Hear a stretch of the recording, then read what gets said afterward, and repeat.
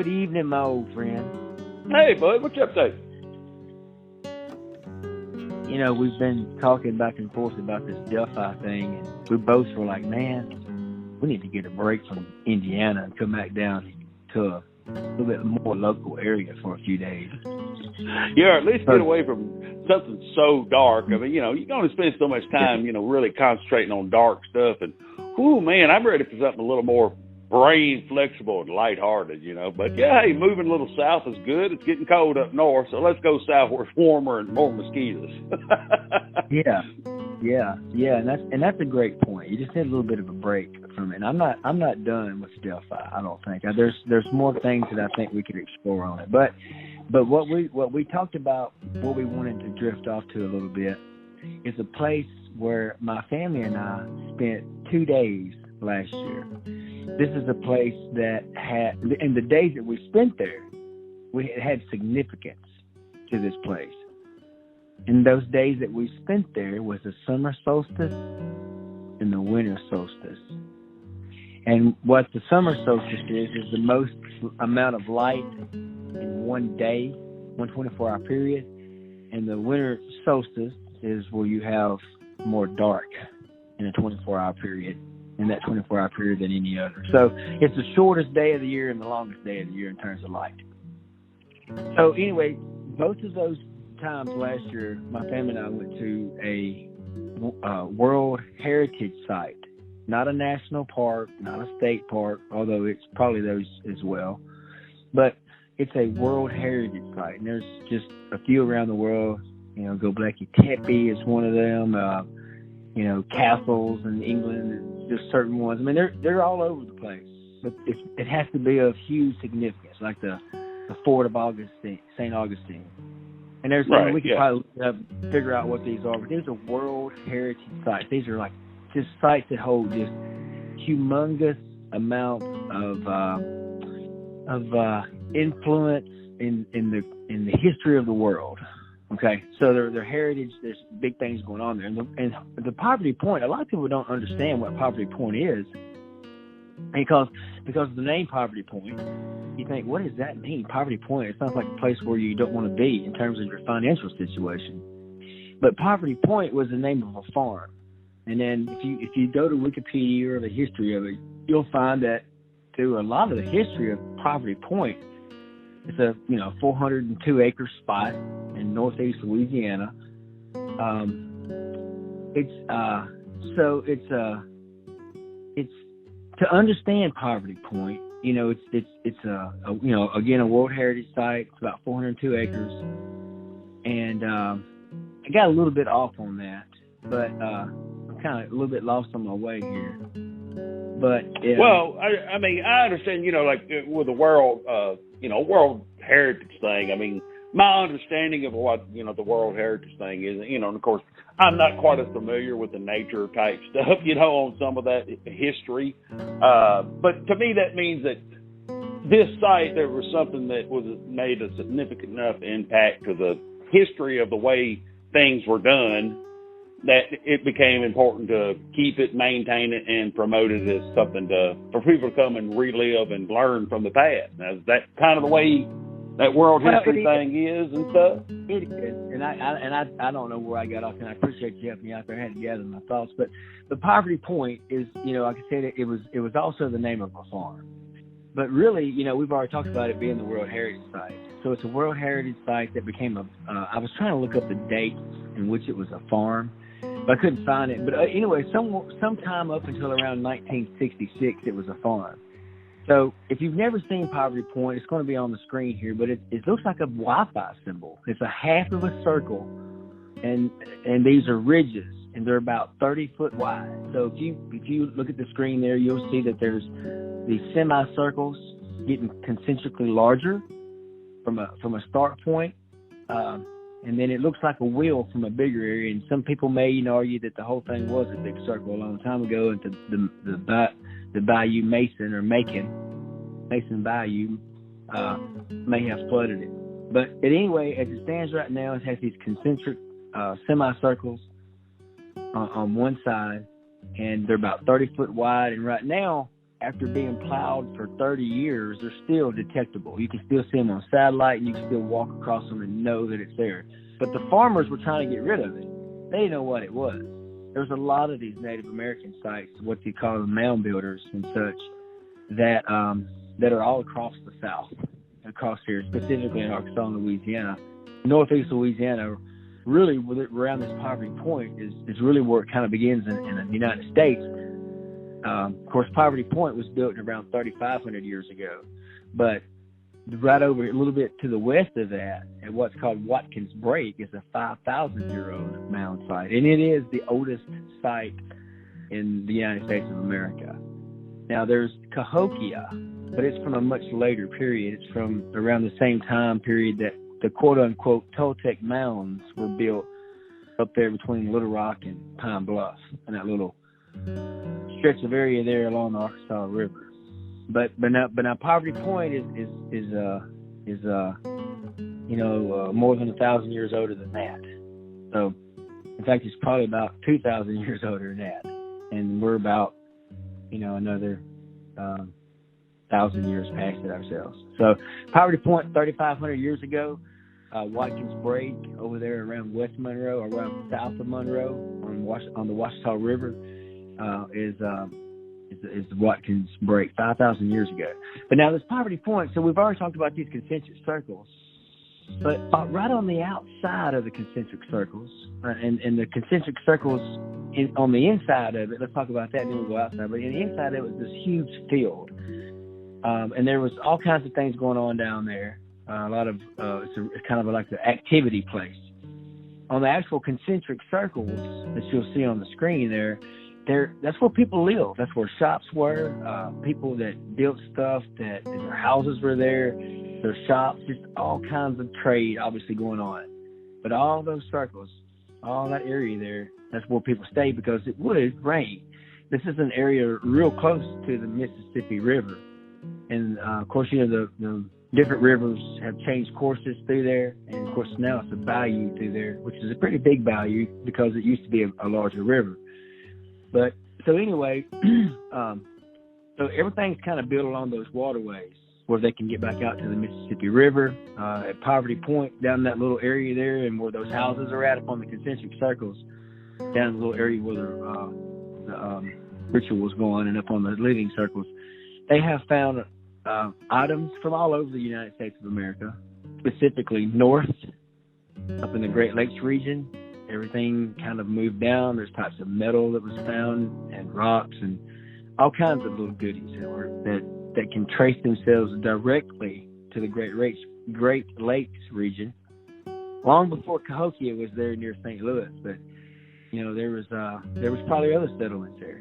As a lot of us don't realize, if you've ever read a book by Charles C. Mann or many other books in that realm, in recent years, in the past 20 years on Native Americans in the United States, you'll probably get a different idea of Native Americans, pre-Columbian Native Americans here in the United States, because there was just millions of them here, and there were different cultures. It was kind of broke up like Europe. You had the Choctaw region, and of course, I don't even know if that's what they called themselves. And then you had the 5 tribes, and what may have been part of them, the Chickasaw, and whatever else. There's just hundreds of different groups that did kind of get along.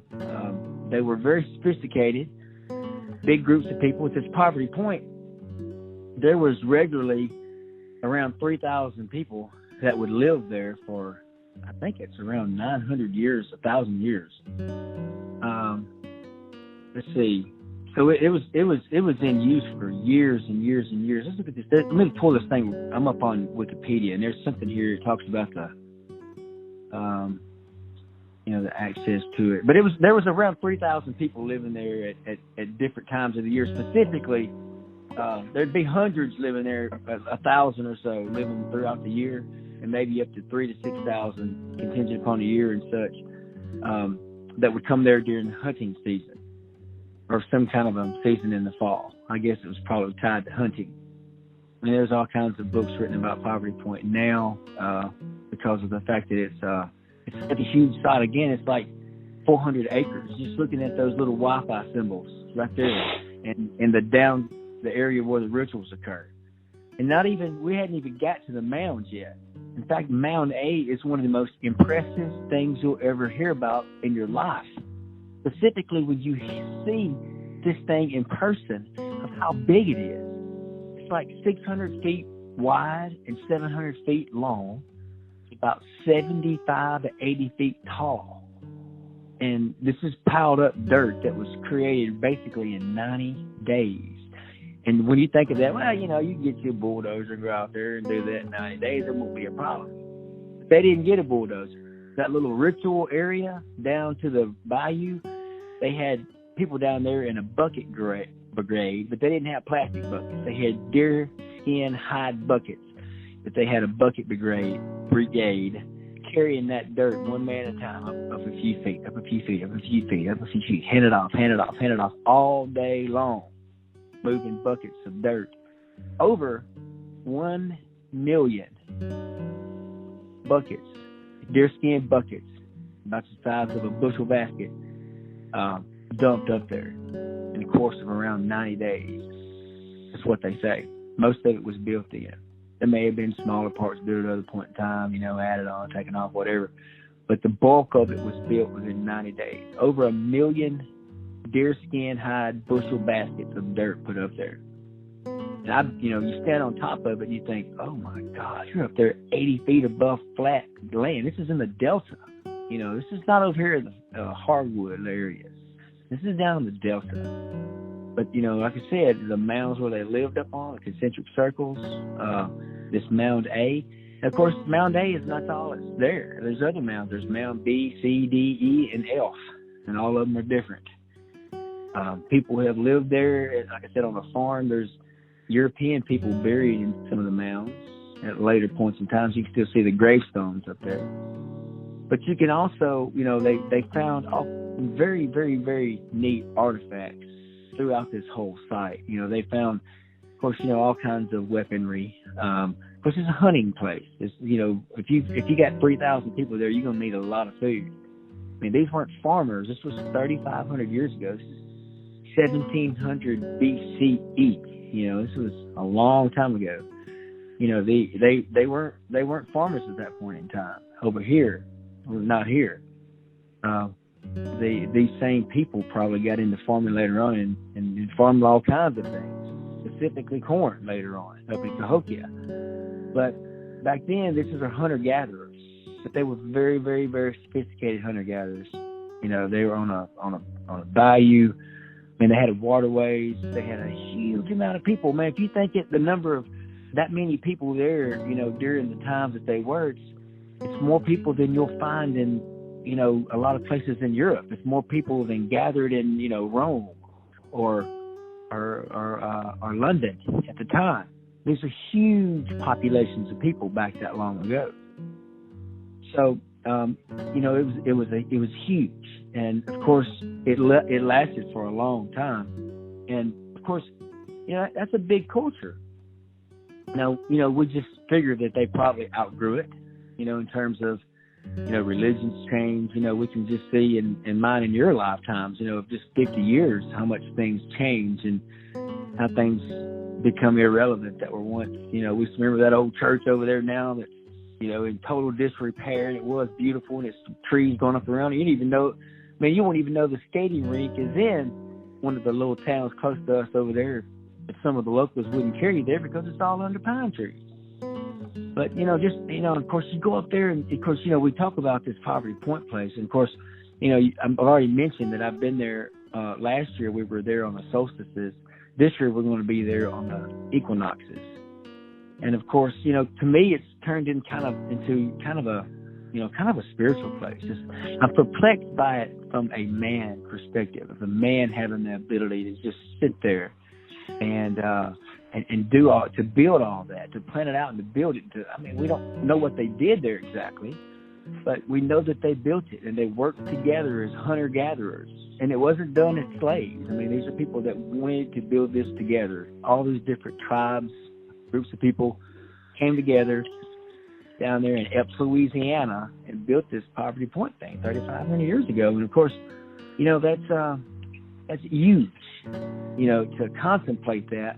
And then when I go there, of course, there's a lot of alignments there with the mounds and the equinoxes and the solstices. So that's kind of why I threw that in and why we've been going down there.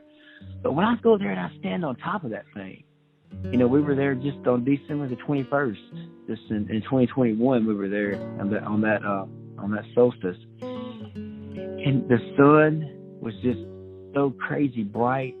It was just beautiful. It was just you could breathe. When you get there, it's a very you know how you may hear people talking about this is a very holy place. You just feel good there. You know that everything that happened there wasn't all good, but you know that it was meant to be right. It was meant to be good. It was meant to be something. It's like, I don't know. I feel very spiritual and safe when I'm there. When I'm up on top of that mountain there, or when I'm just walking out through there. I feel very small there too. This place is just huge, and it just wraps around you. You know, it's a very spiritual place. Have you ever been down there, Donald? Have you not made it down there yet? No, I hadn't. Excuse me, I hadn't been down there. Looking at where it's at. So I've been in the area, and of course, like you were talking about, being raised in the Delta area. I've seen, mounds and evidence, all through this area. By the property I own, got a couple of creeks that go through it, meet up with a couple of rivers on over that meet up with some of those big ones over in the Mississippi. And, I found some rocks and stuff in the riverbank and kind of, washed out some of them big old mounds. I've shown you a couple of them. I'll have to get some pictures and find a way to post them. But, those are the bowl type with the big rock on it that's shaped, and the thumb and stuff's wore out. I mean, you can tell this is a rock and stuff that's been used for a long, long time. And it's not indigenous rock, so it's obvious that it's come from somewhere else. So I understand the interest in those things, and I understand that connection, that you feel there. I mean, people can say it's a spiritual, or it's a Wiccan, or it's just a Gaia, or it's just you're awed by the enormity of what people working together can achieve when they have a common interest and not just looking out for just themselves. There's lots of ways to look at that thing. So I can understand that, the way it can touch you. You already answered my question about, why on the equinoxes and stuff, because I kind of wondered if it was a hunter-gatherer, was it the planting thing? Because I believe that is when they did those rituals and stuff, I think it was almost a thanking of the changing of the seasons, the renewing of life and the death, the cycle of life and death, back to the nature connection and, those kind of items is kind of what I think. But I do enjoy those kind of sites. I hadn't been there. I've just never taken the time. My interest lean other directions, but I've always been fascinated by them. I think they're really cool, Yeah. Well, and you made some good points there. Of course, the Poverty Point culture, there's 3,000 people living there. I think I did look that up. It is around that much there during the high points of it. 200 or 300 years, there was that many people living there. Well, they also lived all around. I mean, they have found, you've already mentioned the grinding bowls and the arrowheads and such that we both have found around here. And the grinding bowls, like you said, when you'd see that, I've carried mine, the one I found, up to the university up there in a local university. And the archaeologist there was like, look, this is from what's called the Poverty Point culture. This was even back in the 90s. And he's like, this is about 4,000 years old, 3,000 to 4,000 years old. And he said, I can tell you something about the people that use this. I'm like, what's that? And he's like, well, their teeth were ground down. Because you see, this thing is made out of sandstone. And what they were doing with this is getting their grass, their quote-unquote corn. It wasn't the same kind of corn that we're talking about now, but they would get different types of materials and grind them up with that. But it was made out of sandstone, and when they grinded it, sand got in it, and they inevitably ate it. But it's better than the rock that we have around here, because there aren't any rocks around here. Probably what they said was they told some traders, like, yeah, we need rocks, grinding bowls, and they brought them back sandstone. I appreciate you, man. But now there are a bunch of them. I guess it's probably that it's easy to grind down as well. But now, yeah, there's that.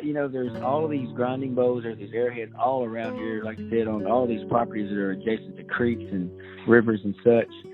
And, of course, the Washita River blends into the Saline River, and that whole area was populated. if you start studying around 3,500 years ago, man, they're all up and down the Washita River up to up there around Pettigene and all up through Hot Springs and all that area over there. There was people that had come down that river that traveled there all year. That was a major thoroughfare, not just in the river, but along the banks of it too. You would find all kinds of, pecan trees and walnut trees and all kinds of nut trees all up and down through there, in addition to fruits and vegetables. And that, people would eat them and they'd plant them there, throw them down, whatever. And after years and years and years of travel up and down through there was just all kinds of trees everywhere. Now, ones that I heard about a lot was persimmons during the fall. A lot of hunters would eat those persimmons as they come down through there, and of course, those are delicious. But so there was all kinds of a culture. It wasn't just that one area. It fed a whole area through here. This area has been heavily populated for thousands of years. We know at least 5,000 years there's been people here in this region, but probably longer than that. A lot of people would say that, that area down there was not very hospitable until, modern things came along and made it. There's still very few people that live down in the Delta, for sure. I could totally see, because of the location and the proximity to, multiple tributaries, kind of coming together. Well, it wasn't hospitable for a year-round occupation because, you and I both know how the water rises and stuff on the Mississippi Delta area.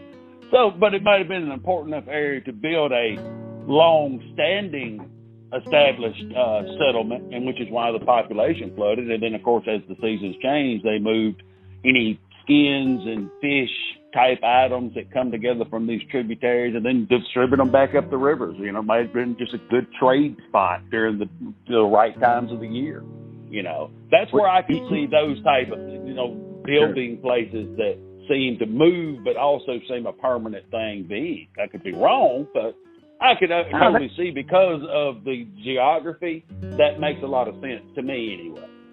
Well, all you got to do is look at the history of human beings. And you just look at it now. Every major civilization is at some kind of a port. I mean, it's on a river, it's on the ocean. I mean, that's where it's at. So if you're there, and then you got tributaries, just like you have river, lakes, streams that tribute into a confluence into a larger body of water. Then you have these trade stations too. There's. I remember back whenever we were kids, we'd have these guys that would come around in their pickup trucks, and they'd pick up furs from my granddad and your granddad and their neighbor's granddad, and then they would carry it up to that place in Warren, and then they would have an auction up there, and people would come in and buy it, and then they would either carry it off to the market somewhere, or they would make something with it. I mean, so there's, that trade route is a complicated thing. Look at Walmart now. I mean, you just imagine the algorithms they got to have to do all the trade they do. Nothing like these guys do. But it's the same thing. I mean, they're moving materials for other materials. They are. And again, you look at it, I don't know without being able to go back and look at the actual weather of the times. A lot of the northern folks could have been chasing, cold weather from the north. They moved further south. But again, you get this far south, and depending on the flood seasons and stuff, it could have been a small population having to move back and forth over just 10, 12 miles, still this was their one gathering spot to kind of get back together. So, it wouldn't take a large one to do it, but, it could do it.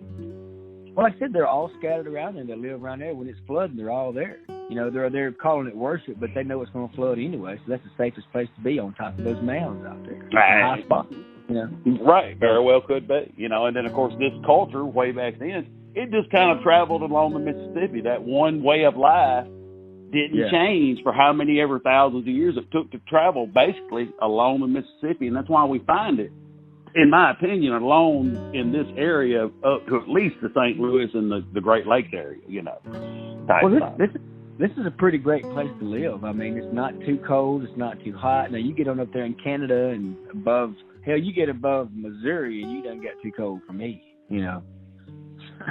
I mean, you hear me? You got that right. It's too cold for me, shoot, yeah.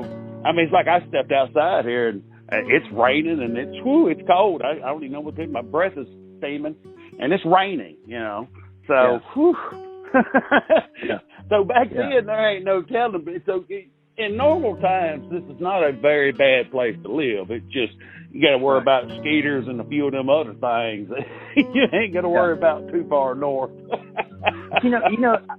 When you think about it, when it comes to weather and patterns and climate, I don't know exactly. I think it was in a very warm period. That little ice age was more in like the 1600s and 1700s, something like that.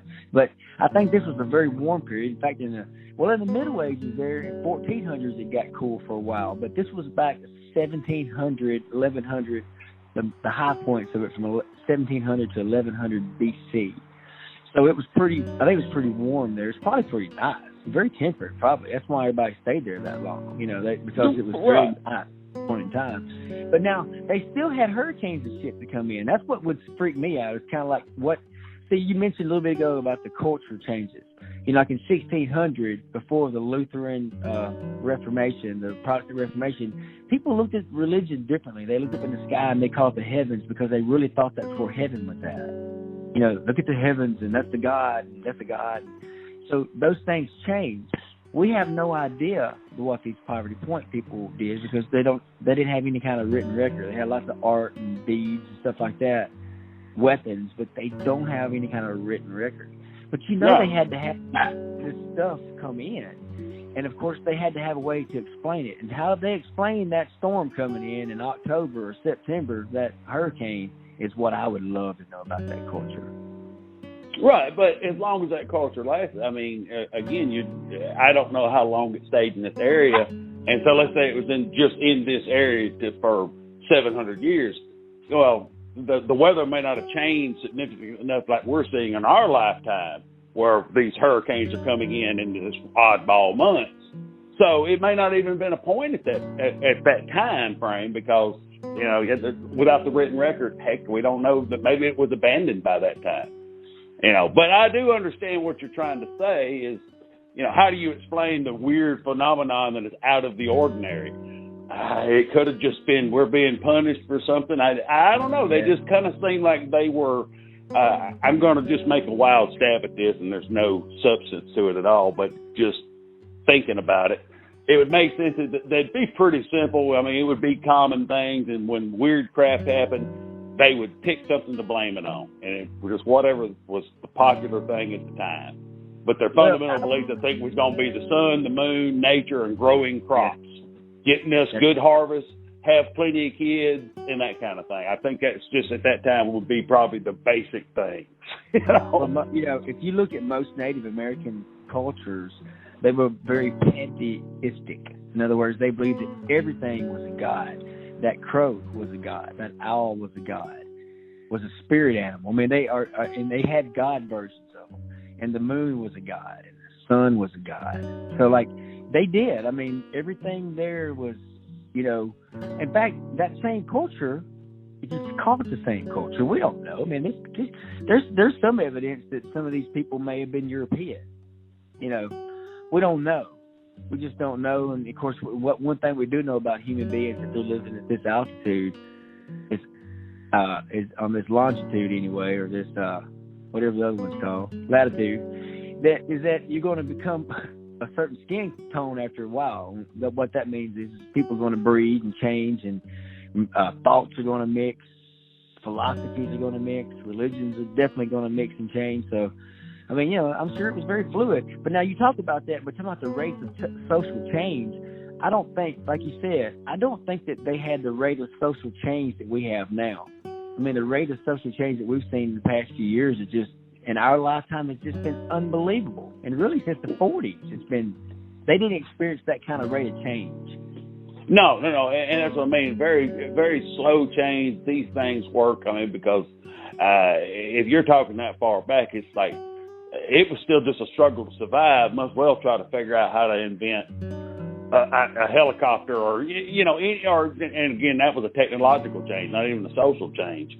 You know what I'm trying to say, but I am saying, I think they lay basically stagnant for a lot longer than we do, due to the lack of the technology and the need to just survive day to day. Yes. It's kind of what I'm thinking. So you're right. But now the only thing that I would challenge that on it, and I agree with it, but now during the time that they built that thing, they must have conceived of it being abundant. They're like the gods have been good to them. Because you think about it, 1 million buckets of dirt moved up there. And there's probably another 1 million or more buckets on those concentric circles out there. You need to come to that thing with me one time. We need to make a road trip down there, man. I'm telling you, it is impressive. That's all I can say. Oh, yeah, man. Hey, I mean, you know, it'd be great to see it because, I mean, no matter the connection of all-inspired spirit or just, man, this is awesome. Yeah. Yeah. You'll feel both. I mean, I think you will. I think if you go out there, and the first time I ever went there, that lady was like, well, hey, look here, we're going to close the park, the visitor center here in a little bit. Your truck's there. It looks like a four-wheel drive. You're welcome to just kind of drive through the ditch there and leave whenever you want to. We're not going to care. And it was a full moon night, so I got to go out there, you know, sit on top of Mound A.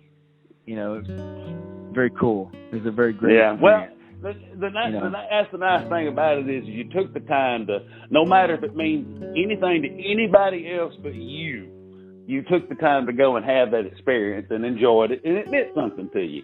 And that's important, you know. And hey, I'd like to have that, so I'll go try to check it out with you sometime or another. It'd be cool to have the same thing. Well, and one of the, you know, just I know we got to jump off, but one of the main points that I talk about places like this is like people say, well, I want to go to ancient Egypt or wherever to see the fantabulous sights.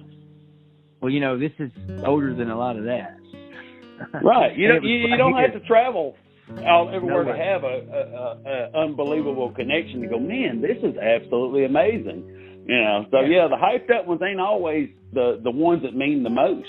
And now that's just my opinion too, of course, but that's true. I've got more of a connection from a simple side trip than going to the big destination. In lots of cases of opportunities of anything of that nature. And this place is only about less than an hour and a half from us, like an hour and 15 minutes. So it's a great opportunity. It's a full day. But anyway, man, hey, I enjoy talking about Poverty Point with you. Got to jump off and say, man, but it's always a pleasure to spend time with you and talk about things. And we'll see what's up next when we go back to Delphi. What do you think we're going to talk about next? I don't know. Do what now? What are you thinking about? I mean, we're going to tease people with some stories that we're going to talk about coming up. What are you seeing out there? Oh, I don't know. We're going to have to. We were talking about this, and you know, I've had a couple things, but you know, they kind of go off more into that left field metaphysical junk, and I don't know how popular that's going to be. But we might do one, throw it on there, just see how they do, because it's just something good to think about. Hey, you know, I've got a medical marijuana license. I'm disabled. And there's sometimes I love introspection and I come up with some great shit. At least I think it's great. Hey, I think you should go off on one of those things for it. I think it's important. I mean, I think that, you know, I can't promote anybody to use cannabis. I don't have a problem with it at all, for sure. And of course, I've been around you since you've had it, and of course, I've heard some profound things. Apparently, it slows your brain down where you can think and you can reason through things that you just may not can do. It's a very spiritual thing to me. You know, I mean, people have been using it for thousands of years. You know, it can be. It can be something simple than just slows you down just enough to give you a point to allow a little self introspection, and then when you get that, you make one little aha moment and. You know, it can help you move forward on a lot of things. Well, let me ask you a question. Can you carry your license then in Louisiana? Do they reciprocate with Arkansas? No, not technically. I mean, well, I could have a license down there, but I can't go buy cannabis if that was what you was asking. I thought. No. I'm talking about can you carry yours that you have with your prescription down in there? Like, do they have a like with a gun law in a state, another state? Oh, no, because this is not federally legal, and Louisiana state laws are different for the application of, you know, who can have it, blah, blah, blah, you know. Well, they could technically lock you up. Well, since we can't carry it, but what I was going to say is that you can carry that to Poverty Point with you and have some kind of a But apparently we can't do it, so it's a moot point. But hey, good talking with you, man. We're going to jump off this thing, and maybe we can figure out a way to talk about medical cannabis next time. All right, brother. Oh, yeah, man. All right, brother. Have a good one. All right, bye. All right. Maybe we can figure out a way to talk about medical cannabis next time. All right, brother. Oh, yeah, man. All right, brother. Have a good one. All right, bye. All right. Maybe we can figure out a way to talk about medical cannabis next time. All right, brother. Oh, yeah, man. All right, brother. Have a good one. All right, bye.